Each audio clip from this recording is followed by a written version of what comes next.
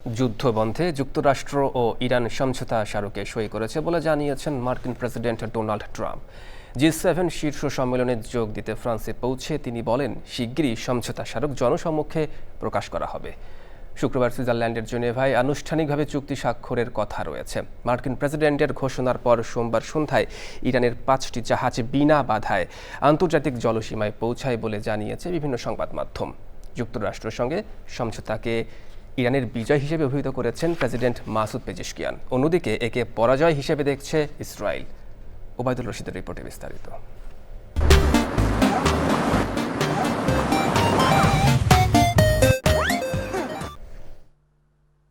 মধ্যপ্রাচ্যে যুদ্ধ বন্ধে দফায় দফায় আলোচনার পর অবশেষে সমঝোতায় পৌঁছেছে যুক্তরাষ্ট্র ও ইরান।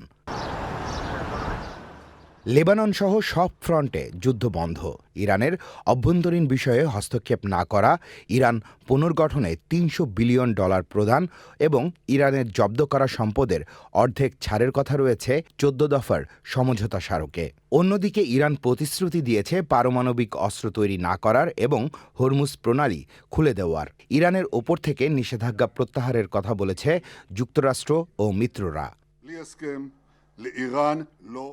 ফ্রান্সে জি7 শীর্ষ সম্মেলনে গিয়ে মার্কিন প্রেসিডেন্ট ডোনাল্ড ট্রাম্প সাংবাদিকদের বলেন, এরই মধ্যে যুক্তরাষ্ট্র এবং ইরান সমঝোতা স্মারকে সই করেছে। শুক্রবার সুইজারল্যান্ডের জেনেভায় হবে আনুষ্ঠানিক চুক্তি।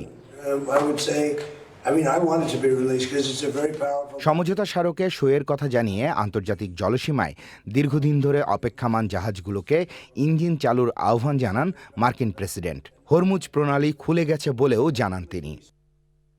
যুক্তরাষ্ট্র ইরানের সমঝোতা স্মারকের 14 দফা নিয়ে চলছে চুলচেরা বিশ্লেষণ।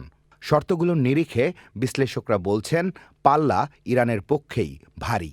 আর এই সমঝোতাকে পরাজয় হিসেবে দেখছে ইসরায়েল।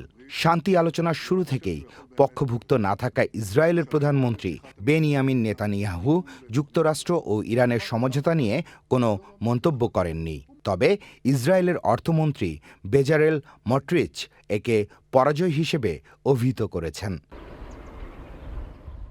সমঝোতা স্মারকে লেবানন সহ সব ফ্রন্টে যুদ্ধবন্ধের কথা বলা হলেও বৈরুতে হামলা চালাচ্ছে ইসরায়েলি বাহিনী। ইসরায়েলের বিজ্ঞান বিষয়ক মন্ত্রী গিলা গামগিলিয়ান বলেছেন, ইসরায়েল ওই চুক্তি মানতে বাধ্য নয়।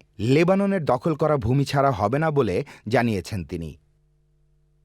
Obaidul Rashid, channel I.